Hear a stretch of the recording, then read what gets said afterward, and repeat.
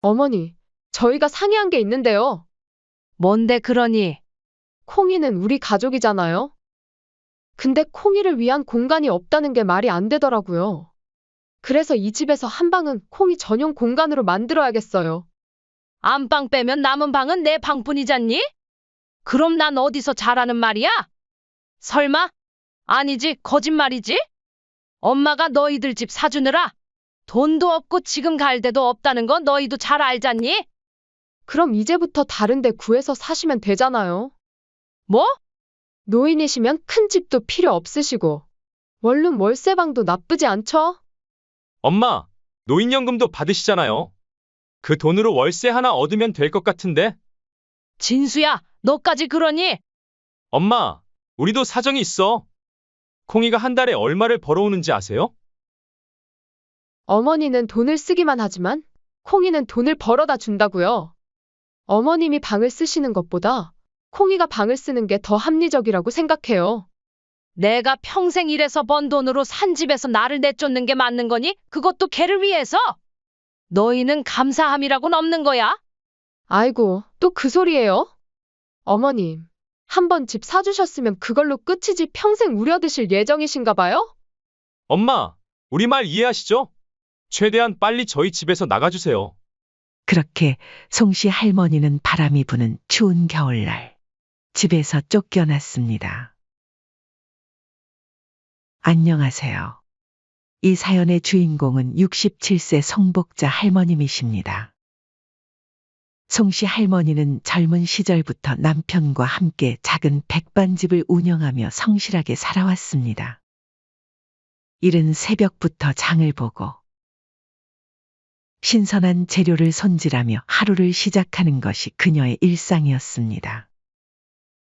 남편은 주방에서 요리를 맡고 송씨 할머니는 홀을 돌며 손님들에게 따뜻한 인사를 건넸습니다.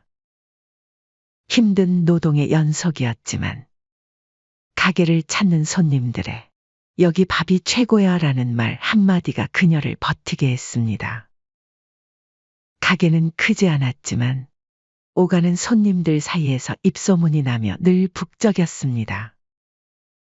근처 공사장에서 일하는 노동자들, 시장 상인들, 동네 직장인들이 저렴하면서도 맛 좋은 식사를 찾아 매일같이 들렀습니다.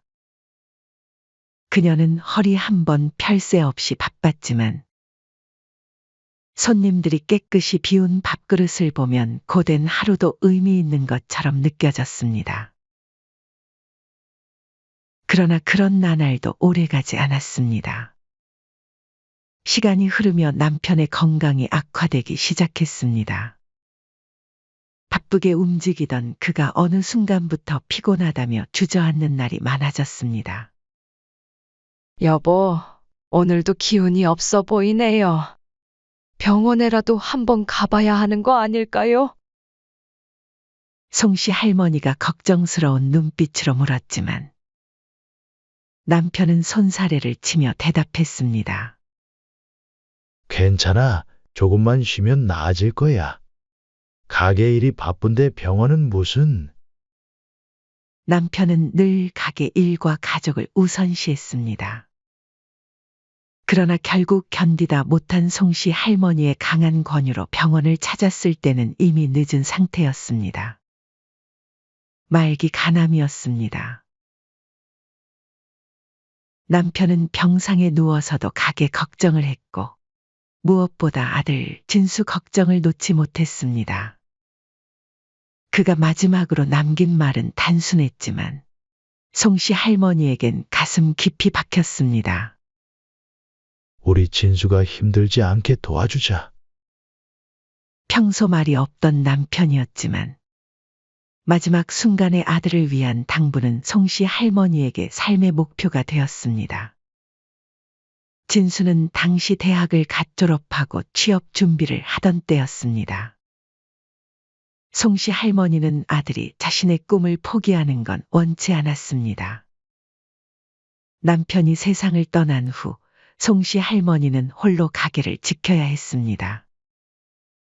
아침마다 재료를 손수 준비하고 하루 종일 손님을 맞으며 힘든 노동을 견뎠습니다. 어깨가 아프고 허리가 쑤셔도 가게 문을 열 때마다 남편이 곁에 있는 듯한 기분이 들었습니다. 그녀는 남편과 했던 약속을 지키기 위해 한 푼 두 푼 아꼈습니다. 송씨 할머니는 자신을 위해 새 옷 한 벌 사지 않았습니다.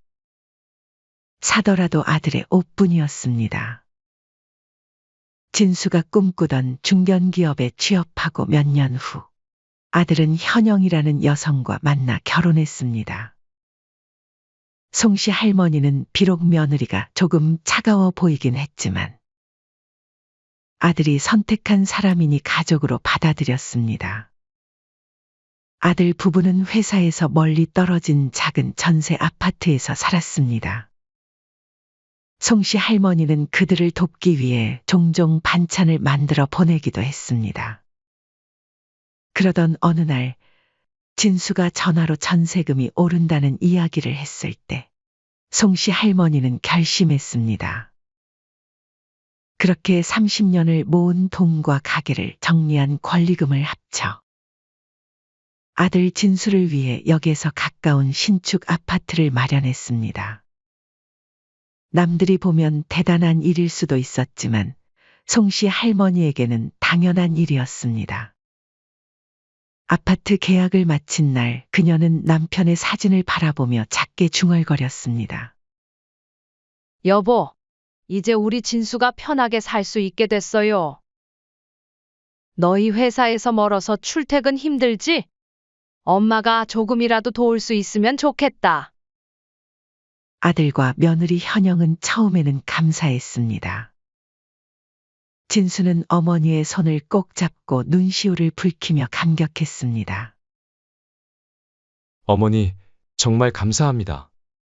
이런 큰 선물을 어떻게 저희가 이 감사함을 다 갚을 수 있을지. 며느리 현영도 연신 고개를 숙이며 감사 인사를 건넸습니다. 어머니, 정말 감사합니다. 저희를 위해 평생 모으신 돈을 정말 죄송하고 감사합니다. 그날 송씨 할머니는 가슴이 벅차올랐습니다. 남편과 했던 약속을 지켰다는 자부심이었죠. 처음에는 송씨 할머니가 아들 부부와 함께 살 계획은 아니었습니다. 하지만 아들의 아파트를 장만 살 때 돈이 부족해서 자신의 집도 정리해버린 송씨 할머니는 정작 살 곳이 마땅치 않아 월세방이라도 알아봐야 하나 고민하던 차에 아들 진수가 먼저 제안했습니다. 어머니, 같이 사는 게 어떨까요? 어머니 혼자 계시면 저희도 마음이 안 좋아요. 이 집도 어머니가 사주셨으니 당연히 어머니도 같이 사셔야 하는 게 맞죠. 처음에는 며느리도 동의하는 듯 했습니다. 송씨 할머니는 조금 망설였지만 아들과 함께 살 수 있다는 생각에 기쁘게 동의했습니다. 이사 후 첫날, 온 가족이 둘러앉아 저녁을 먹으며 웃음꽃을 피웠습니다. 송씨 할머니는 며느리와 함께 장을 보고 반찬을 만들었습니다. 따뜻한 밥 한 공기, 정성스러운 반찬을 앞에 두고 오랜만에 가족이 함께하는 시간이 행복하게 느껴졌습니다. 아파트는 새것 냄새가 물씬 풍겼고 창밖으로는 공원이 내려다 보였습니다. 날씨가 좋으면 단지 내 공원을 산책하며 느긋한 시간을 보낼 수도 있을 터였습니다. 그녀는 남은 노년을 이렇게 가족과 함께 행복하게 보내리라 생각했습니다. 하지만 이런 행복이 오래갈 것이라고 믿었던 송씨 할머니의 기대는 얼마 지나지 않아 무너지기 시작했습니다. 어느 날 며느리가 작은 말티즈 강아지를 안고 들어왔습니다. 얘는 누구니? 송씨 할머니가 물었습니다. 며느리는 환하게 웃으며 말했습니다. 콩이에요. 입양했어요. 작고 하얀 강아지는 귀엽게 꼬리를 흔들며 송씨 할머니를 바라보았습니다.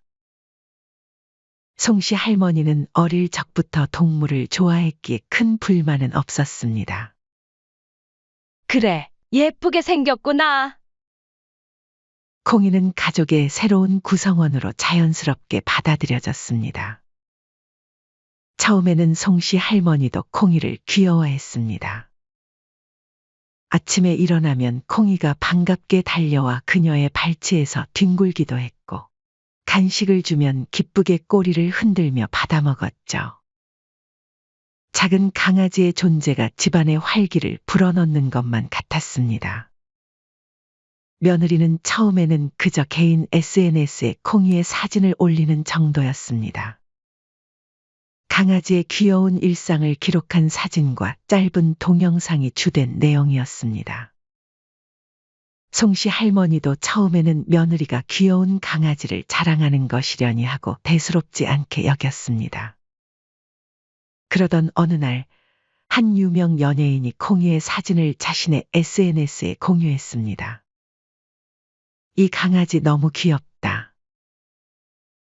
이 한마디가 엄청난 변화를 가져왔습니다. 해당 게시물은 폭발적인 반응을 일으켰고, 강아지 콩이의 인기는 갈수록 늘어나기 시작했습니다.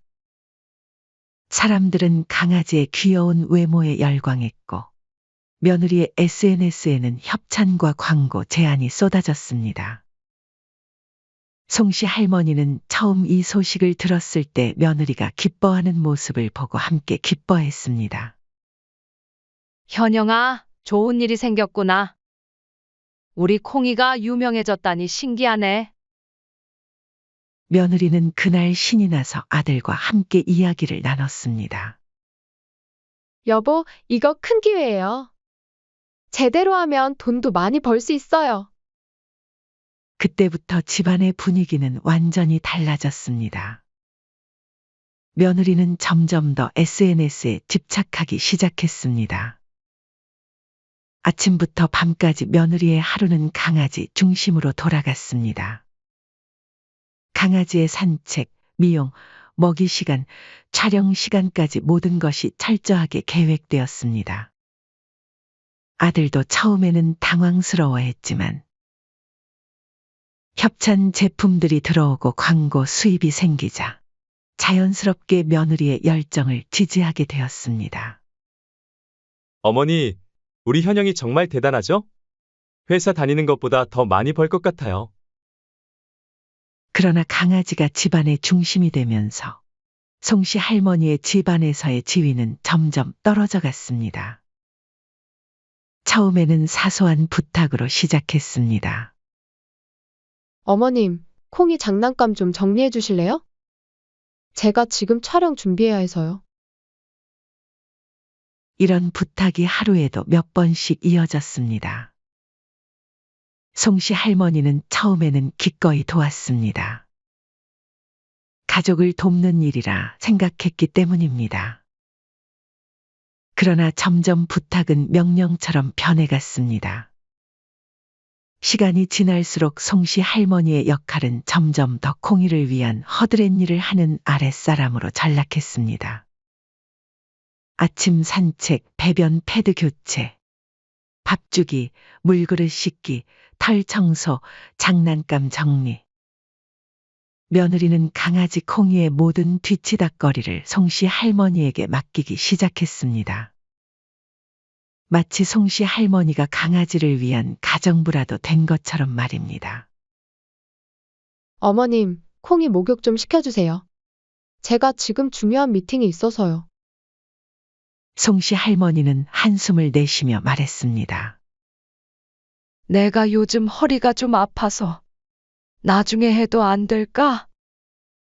그러자 며느리는 차가운 표정으로 대꾸했습니다. 콩이가 한 달에 벌어오는 돈이 얼마인지 아세요? 그 돈으로 우리 모두 편하게 살고 있잖아요. 어머님은 집에서 놀기만 하시면서 그 정도는 당연히 해주셔야죠. 며느리는 종종 이런 말로 송씨 할머니를 압박했습니다. 마치 강아지가 돈을 벌어오니 송씨 할머니는 그 대가로 일해야 한다는 뉘앙스였습니다. 송씨 할머니는 자신이 평생 모은 돈으로 산 집에서 자신이 마치 하인처럼 취급받고 있다는 현실이 너무 서글펐습니다. 집안 구조도 변하기 시작했습니다. 각종 반려견 용품과 인테리어 소품이 점점 늘어났습니다. 어느새 집안은 가족을 위한 공간이 아니라 강아지를 위한 집처럼 변해갔습니다. 송씨 할머니는 자신이 앉아있던 소파가 어느 날 갑자기 다른 장소로 옮겨진 것을 발견했습니다. 현영아, 소파가 왜 여기로 옮겨졌니? 어머님, 이쪽이 햇빛이 덜 들어와서 촬영할 때 좋아서요. 괜찮으시죠? 송씨 할머니는 마음이 불편했습니다. 햇빛이 들어오는 그 자리에서 남편 사진을 보며 차를 마시는 것이 그녀의 소소한 행복이었는데 그것마저 빼앗긴 느낌이었습니다. 어느 날 송씨 할머니는 저녁을 먹고 설거지를 하던 중 콩이의 밥그릇을 정리하려다 실수로 개밥을 쏟고 말았습니다. 사료가 바닥에 우수수 쏟아지며 널브러졌습니다. 그리고 강아지가 달려와 사료를 와구와구 먹기 시작했죠. 그 순간 며느리는 마치 세상이 무너진 것처럼 소리를 질렀습니다. 어머니, 진짜 못 살아. 대체 왜 그러세요? 콩이 밥을 조심히 다뤄달라고 말했잖아요. 그리고 콩이가 얼마나 섬세한 애인데 큰 소리 나면 스트레스를 받는다고요. 며느리는 화난 표정으로 바닥에 흩어진 사료를 한참 노려보더니 한숨을 내쉬며 퉁명스럽게 말했습니다. 아, 정말? 이거 어쩌실 거예요? 송씨 할머니는 깜짝 놀라 허둥지둥 사과했습니다. 미안하다. 일부러 그런 게 아니야. 내가 빨리 치울게. 그런데 며느리는 그 순간을 핸드폰으로 촬영하고 있었습니다.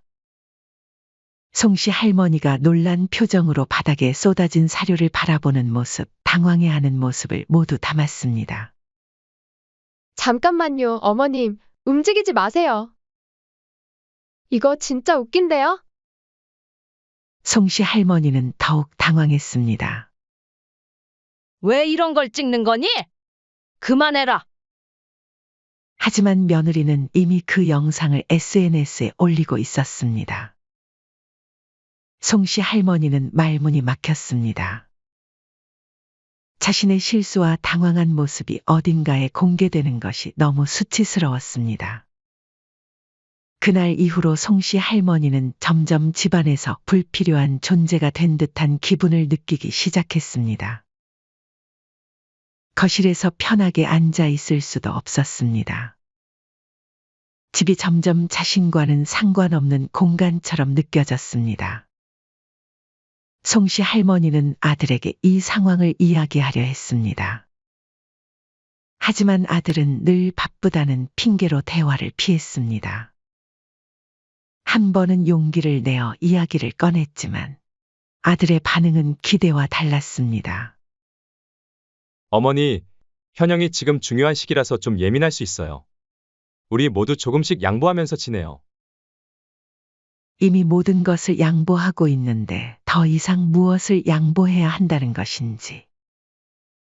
하지만 아들의 행복을 위해 또 한 번 참기로 했습니다. 진수야, 내가 집안일을 도와주는 건 좋지만 나도 한 사람으로 존중받고 싶구나. 현영이가 날 마치 강아지 돌보는 가정부처럼 대하는 것 같아 마음이 아프다. 아들은 잠시 불편한 표정을 짓더니 곧 며느리가 불러 자리를 떠났고 그 대화는 그대로 흐지부지 되었습니다. 어느 날 며느리는 의미심장한 표정으로 말했습니다. 어머니, 저희가 상의한 게 있는데요. 송씨 할머니는 직감적으로 뭔가 불길한 예감이 들었습니다. 콩이가 이제 유명한 아이가 되었잖아요. 근데 콩이를 위한 공간이 없다는 게 말이 안 되잖아요. 그래서?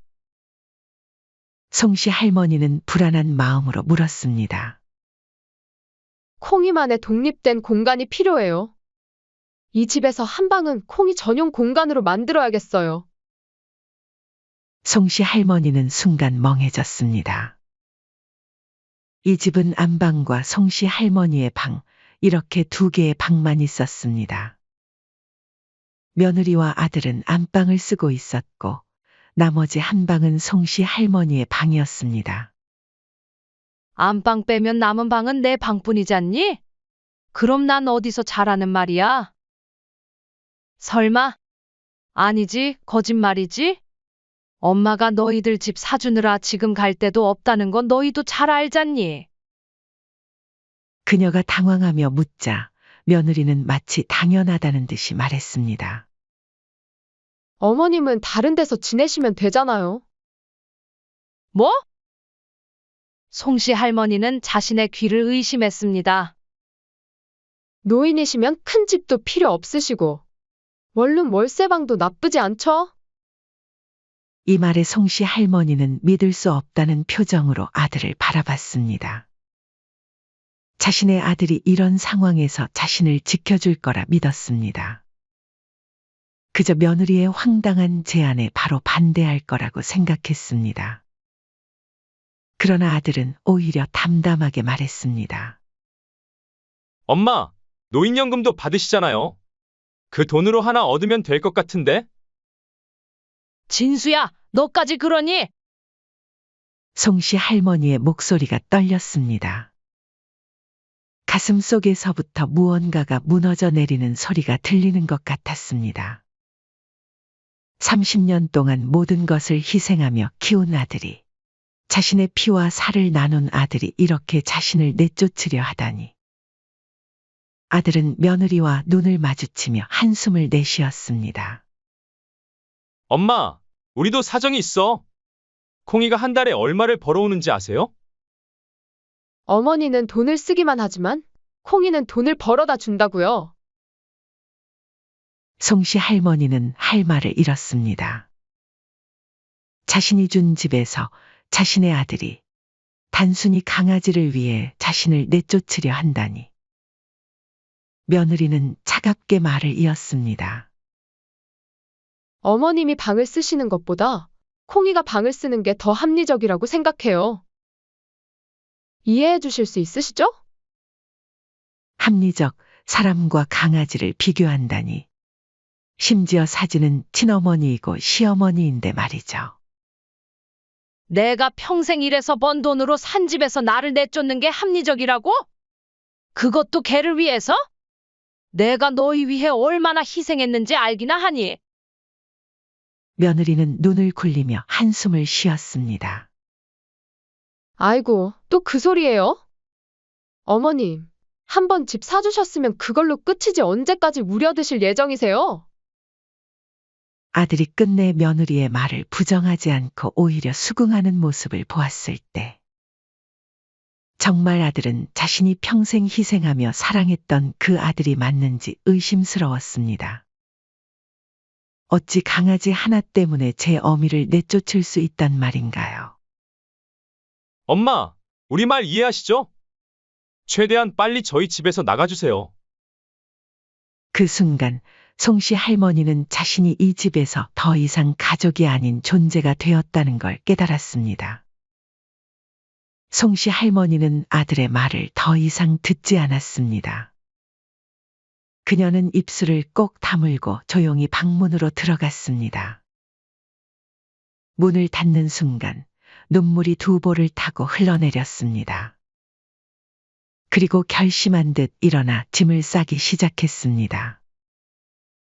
자신의 손때가 묻은 오래된 가방에 옷 몇 벌을 넣고 쥐어짜듯 몇 개의 짐만 챙겼습니다. 평생을 함께 한 남편의 사진, 그리고 아이를 키우며 모았던 소중한 기억들이 담긴 앨범 한 권. 그게 전부였습니다. 방에서 나온 송씨 할머니는 거실에서 텔레비전을 보고 있는 아들과 며느리 앞에 섰습니다. 그들은 무심한 표정으로 송씨 할머니를 바라봤습니다. 그래, 너희 말대로 집에서 나가마. 그녀의 마음 한구석에서는 아들이 뛰쳐나와 자신을 붙잡을 것이라는 작은 희망이 있었습니다. 하지만 그런 일은 일어나지 않았습니다. 아들은 멀뚱히 서 있었고 며느리는 무표정한 얼굴로 팔짱을 끼고 있었습니다. 그녀는 더 이상 아무 말도 하지 않았습니다. 그렇게 송씨 할머니는 바람이 부는 추운 겨울날 집에서 쫓겨났습니다. 송씨 할머니는 추위에 떨며 터덜터덜 걸었습니다. 어디로 가야 할지, 무엇을 해야 할지 막막했습니다. 송씨 할머니는 주머니에서 핸드폰을 꺼내 들었습니다. 이 시간에 누구에게 연락할 수 있을까 망설이다가 오랜 친구 미숙의 번호를 눌렀습니다. 미숙이는 백반집을 할 때부터 단골이었던 친구로 남편과 사별한 후에도 종종 안부를 물으며 지내던 사이였습니다. 여보세요. 미숙의 목소리가 졸린 듯 들렸습니다. 미숙아, 나 복자인데. 송씨 할머니의 목소리가 떨렸습니다. 복자, 이 시간에 무슨 일이야? 목소리가 이상한데? 나 아들 집에서 쫓겨났어. 어디야? 지금 바로 데리러 갈게. 그렇게 오랜 친구 미숙의 집에서 잠시 머물게 되었습니다. 그렇게 고생해서 키운 자식이 어떻게 강아지 때문에 친어머니를 내쫓을 수가 있니? 내가 언제부터 강아지보다 못한 사람이 됐는지 정말 모르겠네. 미숙은 송씨 할머니의 손을 꼭 잡았습니다. 너무 걱정하지 마. 내 사위가 변호사잖아. 내가 법적으로 어떻게 하면 되는지 제대로 알아보자. 송씨 할머니는 처음에는 망설였습니다. 법적인 절차라니 평생 그런 일과는 거리가 먼 삶을 살아온 그녀에게는 생소한 일이었습니다. 하지만 미숙은 단호했습니다. 너 그냥 이대로 쫓겨나고 말 거야. 그 집 내가 사준 거잖아. 가만히 있을 거냐고? 그래도 진수는 내 아들인데. 법적으로 문제 삼는 건 바보 같은 소리 말고. 그 하나뿐인 아들이 널 어떻게 대했는데. 내가 평생 모은 돈으로 산 집에서 걔 때문에 널 내쫓았어. 이건 그냥 넘어갈 문제가 아니야. 그제야 송씨 할머니도 마음을 다잡았습니다. 다음 날 미숙의 도움으로 변호사를 만났습니다. 어르신께서 아들을 위해 집을 구매하셨지만 등기부등본상 명의는 여전히 어르신 명의로 되어 있다고 하셨죠? 변호사가 물었습니다. 네. 어차피 아들에게 줄 생각이었지만 아직 서류 작업을 안 했어요. 그냥 진수 가족이 살게 해줬을 뿐이에요. 정 변호사는 고개를 끄덕이며 서류를 살펴보았습니다. 어르신, 걱정 마십시오. 어르신께서 이 집의 법적 소유권을 완전히 가지고 계십니다. 계약서와 등기부등본을 확인해 본 결과 명의도 변동되지 않았고 모든 권리는 여전히 어르신에게 있습니다. 그 말을 듣는 순간 송씨 할머니는 한동안 말을 잇지 못했습니다. 그럼 내가 이 집을 팔 수도 있는 거예요? 물론입니다. 법적으로 아무런 문제 없습니다. 명의를 넘기지 않은 게 정말 다행이었습니다. 지금이라도 아파트를 매각하시면 새로운 삶을 준비하실 수 있어요. 송씨 할머니는 깊은 한숨을 내쉬었습니다. 처음에는 분노가 치밀어 올랐지만 이내 마음이 차분해졌습니다. 다른 선택지는 없을까요?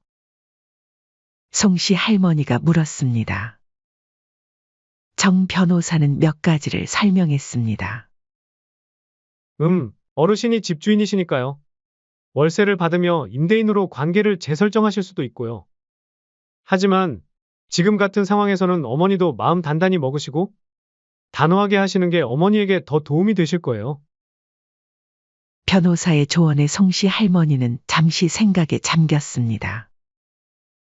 마음 한구석에서는 아들에게 한 번 더 기회를 주고 싶은 마음도 있었습니다. 하지만 며느리의 차가운 눈빛과 아들의 배신이 떠올랐습니다. 변호사님, 아들집 팔아버립시다. 그리고 내가 원하는 대로 살아볼 겁니다. 정 변호사는 고개를 끄덕이며 바로 법적인 절차를 철저히 진행했습니다. 결국 며칠 후 송씨 할머니는 정 변호사와 함께 집을 찾았습니다. 송씨 할머니가 집에 들어서자 아들과 며느리는 그녀를 보고 당황한 기색이 역력했습니다. 어머니, 갑자기 웬일이세요? 아들이 어색하게 말했습니다. 며느리는 여전히 당당한 자세였습니다. 어머님, 이제 와서 다시 저희 집에 돌아오게 해달라고 빌어도 소용없어요. 그러나 송씨 할머니는 싸늘한 눈빛으로 둘을 바라보았습니다. 웬일이긴 내 집에 왔을 뿐이지. 아들의 표정이 굳어졌습니다. 어머니, 이게 무슨 일이에요? 그리고 보니 며칠 전에 집으로 서면이 날아왔는데 바빠서 확인 못했는데 설마. 이 집 저희 집안이었어요? 며느리가 갑자기 불안한 표정으로 물었습니다. 이 집 내 집이야. 딱 한 달 줄 테니 짐 전부 빼서 나가. 정 변호사가 조용히 설명했습니다. 법적으로 송복자 어르신께서 아파트를 매각하셨습니다. 계약도 완료되었고 한 달 내에 이사하지 않으면 강제 퇴거 절차를 진행할 예정입니다. 며느리의 얼굴이 새파래졌습니다. 뭐라고요? 어떻게 이럴 수가? 여보, 무슨 소리야? 아들은 어머니를 쳐다보며 말문이 막힌 듯 했습니다. 어머니, 어떡해? 이 집, 내가 그동안 열심히 일해서 번 돈으로 산 집이야. 너희 같은 자식들한테 줄 생각 추호도 없다. 며느리는 울면서 애원했습니다. 어머님, 제발 다시 생각해 주세요. 우리가 잘못했어요. 그러나 송씨 할머니는 냉정하게 미소 지으며 말했습니다. 이제야 잘못했다고? 걔를 위한 방 만들겠다고? 이 추운 날 엄마를 밖으로 내쫓았으면서 이제 와서 이렇게 매달려? 어머님, 그땐 제가 예민해서 그랬어요. 다 방송 때문에. 정말 죄송해요. 그 순간 아들이 무릎을 꿇으며 말했습니다. 어머니, 정말 죄송합니다. 제발 한 번만 기회를 주세요. 저희가 잠깐 미쳐서 정신이 나간 것 같았어요. 갑자기 유명해지고 돈을 많이 버니까 어머니보다 걔를 더 중요하게 착각했던 거예요. 정말 죄송해요. 그러나 송씨 할머니는 단호했습니다. 기회. 너희가 어떻게 나를 쫓아냈는지 기억해. 노인이라 큰 집도 필요 없으시고 연금도 받으니까 나가서 그 돈으로 원룸 월세방이라도 구하라고 말이야. 그땐 잘 살겠다고 날 쫓아냈지? 이제 너희가 쫓겨날 차례야. 며느리는 울면서 바닥에 주저앉았습니다. 어머님, 제발요. 집마저 잃으면 어디로 가야 할지. 송씨 할머니는 냉정하게 대답했습니다. 그건 너희 문제야. 나도 그날 밤 어디로 가야 할지 몰랐어. 그때는 그런 생각 안 했니? 아들과 며느리는 더 이상 아무 말도 하지 못했습니다. 그저 바닥에 무릎을 꿇은 채 흐느낄 뿐이었습니다. 송씨 할머니는 마지막으로 집 안을 둘러보았습니다. 이제는 자신이 평생 아껴온 물건들이 치워진 공간. 송씨 할머니의 흔적은 모두 지워진 후였습니다. 난 간다. 한 달 뒤에 집이 깨끗하게 비워져 있길 바래. 집을 나서면서 송씨 할머니는 처음으로 어깨가 가벼워지는 느낌을 받았습니다. 평생 자식을 위해 희생하며 살아왔지만 이제는 자신을 위한 삶을 살아갈 시간이었습니다. 미숙이가 기다리고 있던 카페 안에서 물었습니다. 어떻게 됐어? 끝났어. 이제 새로운 시작이야. 미자는 환하게 웃으며 송씨 할머니의 손을 꼭 잡았습니다. 그래, 이제부터는 내가 행복해야 돼. 너무 오랫동안 다른 사람을 위해 살았으니, 이제는 내 자신을 위해 살 시간이야. 그런데 그 돈으로 뭐 할 거야? 송씨 할머니는 잠시 생각에 잠겼다가 미소를 지었습니다. 아직 잘 모르겠어. 하지만 내가 하고 싶은 일을 할 거야. 어쩌면 작은 카페를 열어볼까 해. 식사도 간단히 대접하는. 좋은 생각이네. 너 요리 솜씨 좋잖아. 내가 첫 손님이 될게. 두 사람은 환하게 웃었습니다. 송씨 할머니의 얼굴에는 오랜만에 진정한 웃음이 피어났습니다. 그동안의 아픔이 씻겨 나가는 것 같았습니다. 자신들의 집에서 쫓겨났지만 아들과 며느리는 처음에는 그다지 걱정하지 않았습니다. 반려견 콩이가 벌어오는 돈이 자신들의 수입보다 많았으니 말입니다. 며느리는 자신감 있게 웃었습니다. 걱정 마요. 콩이 덕분에 월 수입이 괜찮으니까 더 좋은 집도 구할 수 있을 거예요. 그러나 상황은 아들과 며느리의 예상과 전혀 다르게 흘러갔습니다. 처음에는 작은 소문이었습니다. 이웃은 또 다른 이웃에게, 그 이웃은 동네 카페 주인에게, 카페 주인은 단골 손님에게. 소문은 눈덩이처럼 불어났습니다. 워낙 충격적인 사건이다 보니 동네에서 소문이 쫙 퍼지게 되었고, 이 사건은 결국 동네 맘카페를 시작으로 유명 SNS에까지 퍼졌습니다. 아들과 며느리의 행동은 각종 커뮤니티와 SNS를 통해 급속도로 확산되었습니다. 저도 아는 사람인데, 시어머니가 30년 동안 식당 일에서 번 돈으로 아들 집 사줬더니 며느리가 강아지 방 만든다고 시어머니를 쫓아냈다고 합니다. 이 글은 금세 수만 명의 사람들에게 공유되었습니다. 부모를 버린 사람이 반려견 인플루언서라고? 어이가 없다. 광고주들, 이런 사람한테 광고 맡기는 게 맞아? 불매합니다. 이런 사람한테 돈이 가는 건 싫어요. 순식간에 수천 개의 악성 댓글이 달렸고, 결국 며느리는 SNS 계정을 비공개로 돌리고 댓글창을 닫아야 했습니다. 이게 무슨 일이야? 며느리는 핸드폰을 내려놓으며 얼굴이 하얗게 변했습니다. 여보, 큰일 났어요. 사람들이 우리를 알아봤어요. 광고주들이 하나둘씩 연락을 취해오기 시작했습니다. 며느리는 당황하며 변명했습니다. 그건 오해예요. 제가 다 설명할게요. 그러나 담당자의 목소리는 단호했습니다. 브랜드 이미지에 맞지 않는 논란이 있어 즉시 계약을 해지하겠습니다. 이것은 시작일 뿐이었습니다. 하루가 지나자 거의 모든 협찬사가 계약 해지를 통보했습니다. 협찬이 끊기면서 그녀의 수입은 하루아침에 바닥으로 추락했습니다. 한때 수많은 팔로워를 거느리며 기업 협찬과 광고를 받았던 그녀였지만,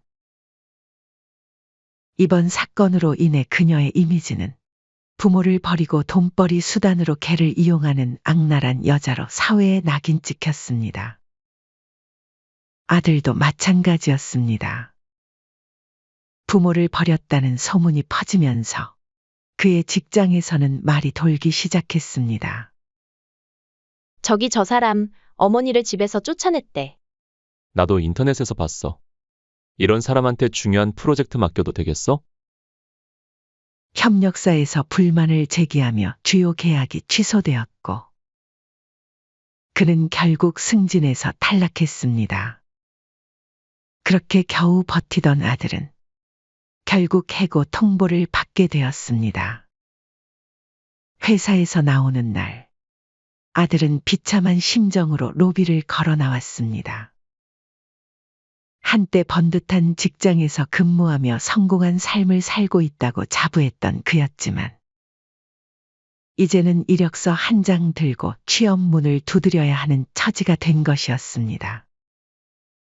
아들과 며느리는 결국 이혼했습니다.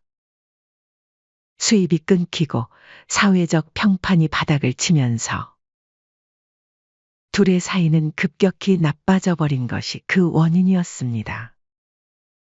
그렇게 뻔뻔했던 며느리는 이제 자신의 모든 것을 잃어버린 채 강아지와 함께 조용히 고향으로 내려갔습니다.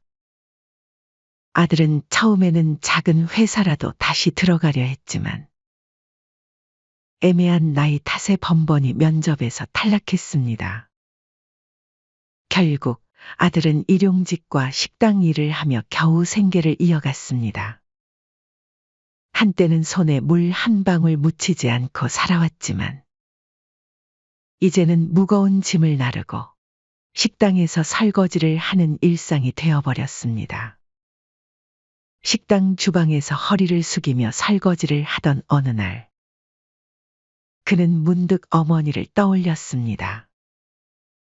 매일 아침 식당에서 음식을 만들고 서빙하며 고된 노동을 했던 어머니가 떠올랐습니다. 자신이 그토록 무시했던 그 생활을 이제야 똑같이 하고 있다는 사실을 깨달았습니다. 어머니가 해주신 것들이 얼마나 귀한 것이었는지 왜 그때는 몰랐을까? 그제야 자신이 얼마나 어리석었는지, 얼마나 큰 죄를 지었는지 뼛속 깊이 깨달았습니다. 한편 송씨 할머니는 동네에 작은 카페를 차렸습니다. 아담하지만 예쁜 카페였죠. 아파트를 팔고 받은 돈으로 작은 카페를 차렸고,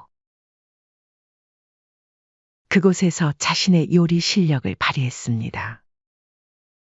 손님들은 송씨 할머니의 정성 어린 음식과 따뜻한 커피 반에 단골이 되었습니다. 몇 개월 후, 그는 용기를 내어 어머니를 찾아갔습니다. 아들은 한동안 카페 앞에서 서성이다가 결국 문을 열고 들어갔습니다. 송씨 할머니는 손님을 맞이하던 중 아들을 발견하고 잠시 얼어붙었습니다. 아들은 아무 말 없이 눈물을 흘리며 고개를 숙였습니다.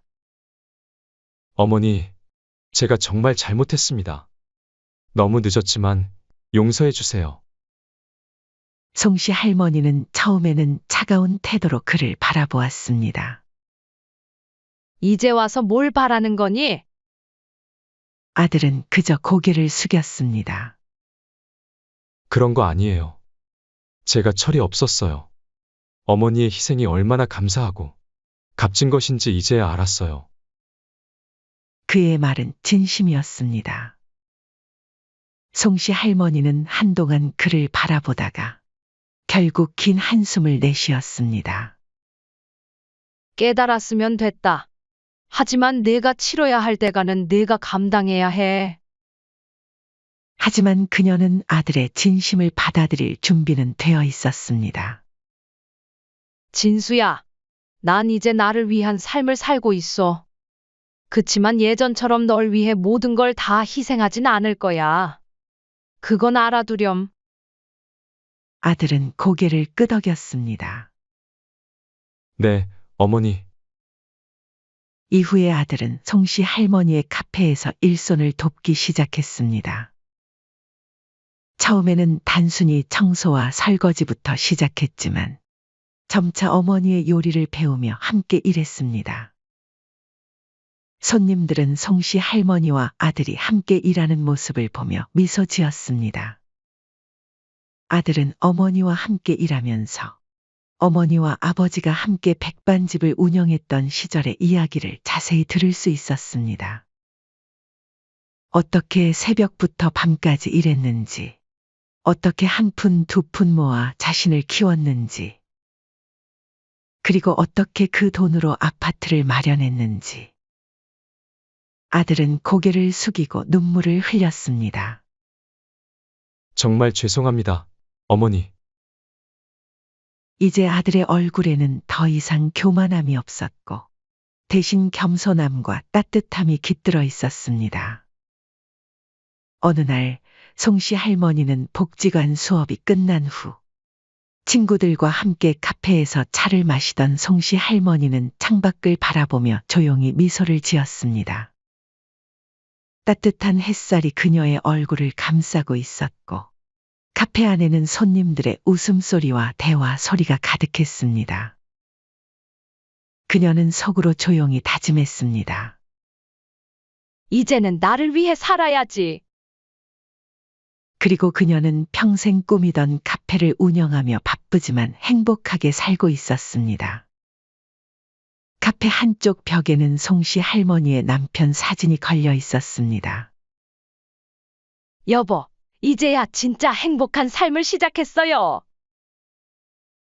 지켜봐 주세요. 송씨 할머니의 인생은 이제 새로운 장을 열었습니다. 더 이상 희생만 하는 삶이 아닌 자신의 행복을 찾아가는 여정의 시작이었습니다. 그리고 그 곁에는 진정으로 반성하고 변화한 아들이 함께했습니다. 인생의 황혼기에 찾은 이 행복은 어쩌면 더 특별하고 빛나는 것이었을지도 모릅니다. 송씨 할머니는 이제 비로소 자신의 인생을 살고 있었습니다. 사연은 여기까지였습니다. 사연이 감동적이었다면 구독, 좋아요, 댓글 부탁드립니다. 시청해 주셔서 감사합니다.